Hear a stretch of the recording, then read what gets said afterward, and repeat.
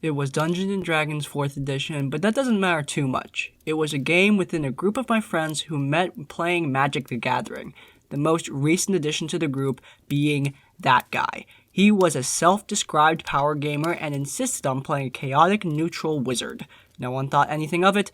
D&D is a cooperative game after all, right? It was the last session when we defeated the BBEG in his lair, a wicked tower of ice. After looting the place, the wizard player quickly grabs all the stuff and starts attacking everyone. After a round of PvP where he killed nobody, he attempted to escape. I teleport to the floor below. DM. Okay, how far do you teleport? 12 feet down. Okay, great. You find yourself completely encased in ice. The floors are 30 feet thick. And that is how my first D&D campaign ended. Huh. Nice.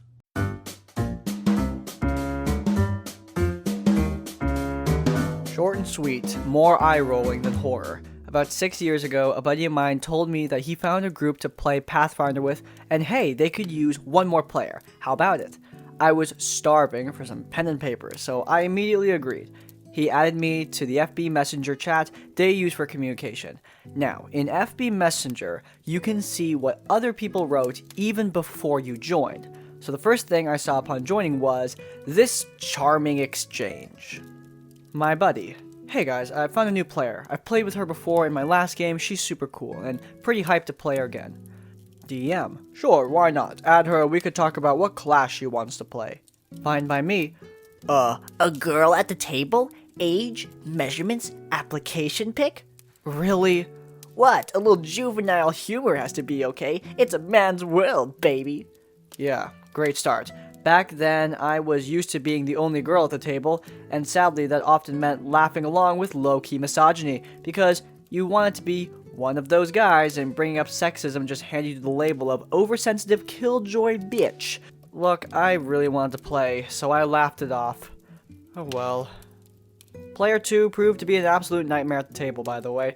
Refused to learn the rules, constant, it's what my character would do, slinging blame when he did not get his way, the works. And yes, more sexism. The player put up with him for way too long, because we were playing at his place and nobody wanted to be the asshole that kicked him out. But eventually, enough was enough, and he got the boot. Maybe one day I'll do a write-up of all his BS for this sub. Man, we haven't had an incel on this channel in a long while. Top tier. Truly apex of RPG horror stories. Love making fun of incels. Know a couple myself, but anyway, let's move on and get to the next story.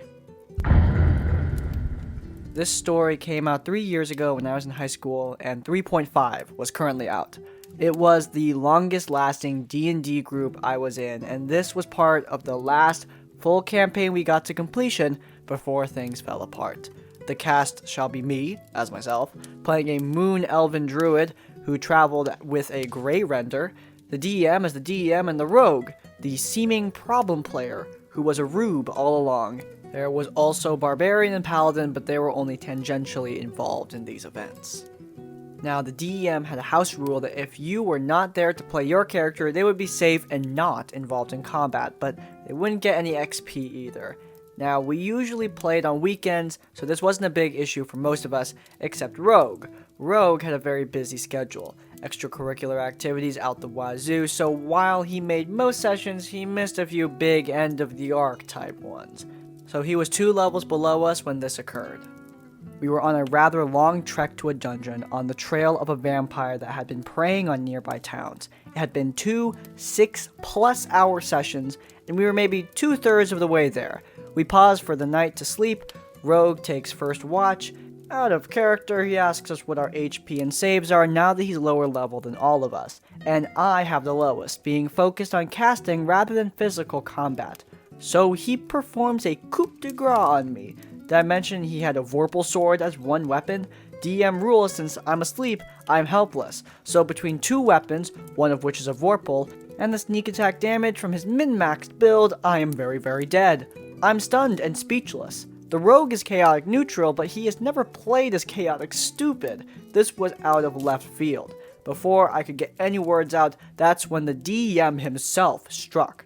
My gray render buddy was awake and promptly killed the rogue in a single turn due to his terrible HP pool. So the barbarian and paladin wake up to my clearly decapitated corpse and the smear that the rogue has been reduced to. Now, dear readers, what do you think the DM did? Do you think he paused the session so we could deal with this odd double homicide and find out what happened? End the session on a crazy cliffhanger for next time? Shut down any out-of-character talk about what happened and keep playing with the two living characters?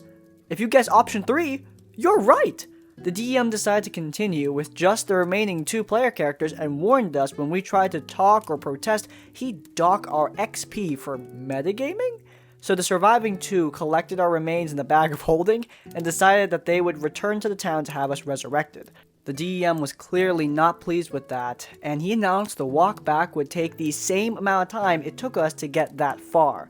I sat there for half an hour stewing before I had enough, gathered my stuff, and left. Paladin was the only member of the group I shared classes with, so I asked them what happened on Monday. Apparently not long after I left, Rogue left too, very upset. After that, they called the session for the day. Midway through the week, Rogue called me to talk. I'll admit I was a little pissed, and I was less than kind, especially when he admitted he killed my character solely for the XP. No in-character reason, no big plot twist, he just wanted to level up. And it had been the DM's idea to begin with. He wasn't expecting to then get gibbed right after. The next session, we all confronted the DM with his information. He admitted he thought the PC on PC murder would be really funny, and then he had the rogue killed so it didn't look like he was allowing out-of-game metagaming. BS. Seeing as you had pissed off 2 players, with me flatly right away walking out of the session, and 2 more who didn't want to spend 2 sessions walking back by themselves, he hand-waved the trip back to town so we could get resurrected and then go to the ruins to actually advance the plot. Rogue and I patched things up, though in character, my character never trusted him again. This fact would come back to bite my character in the ass again and again. Don't piss off the team medic, kids. We managed to get to the end of the campaign despite many other horrible things the DM did that none of us should have just allowed. And he ultimately split the group up when Paladin tried to run a campaign and the DM became the biggest stat guy we had ever seen and none of us wanted to play anymore. You know, when people talk about method, they talk about motivation. I don't really see the motivation here. I guess some people really do just want to see the world burn. This DM frankly just confuses me. I have never ever seen a DM try to pit players against each other. That's definitely new here and is definitely bad. Look, I think PvP can absolutely work. There are plenty of reasons why players would fight each other, and as long as the whole party is okay with it, it can create an interesting story.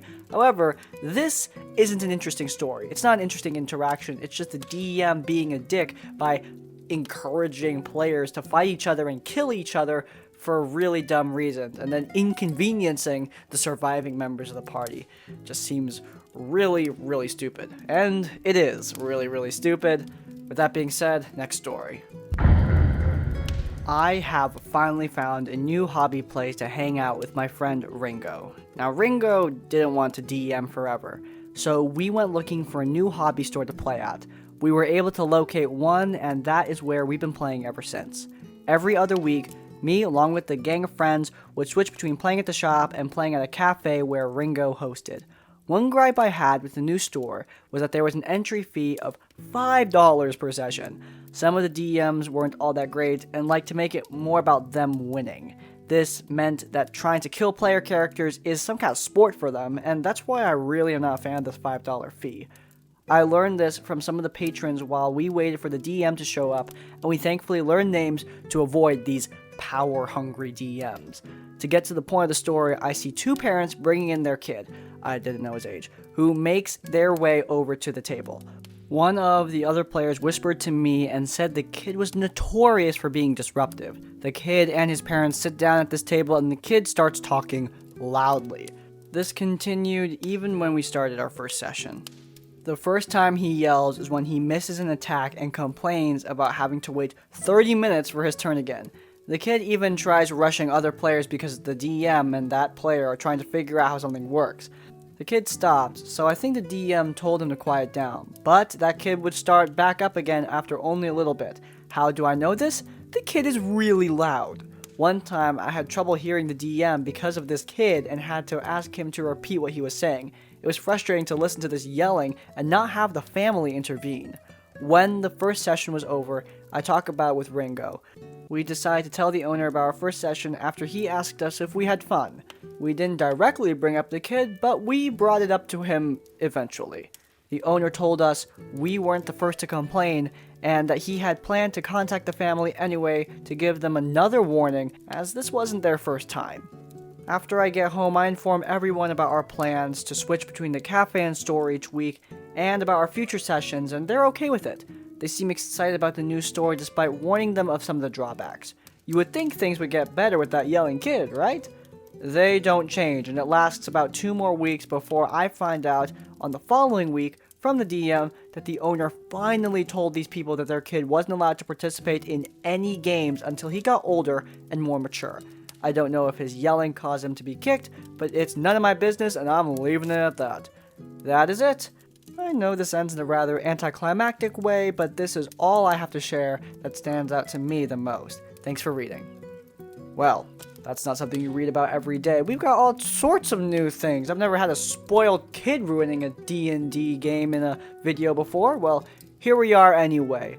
I don't really have much to say about this other than don't play around spoiled kids who ruin D&D games. Not really a lot of advice to pull out of this. But anyway, if you guys enjoyed this episode of RPG Horror Stories, then please do leave a like. If you want to see more episodes of this series, then please do hit subscribe and subscribe to Crispy's Tavern. And finally, if you want to leave your own stories and thoughts, go down to the comments down below. In essence, like, comment, subscribe. I will see you all next time. Farewell.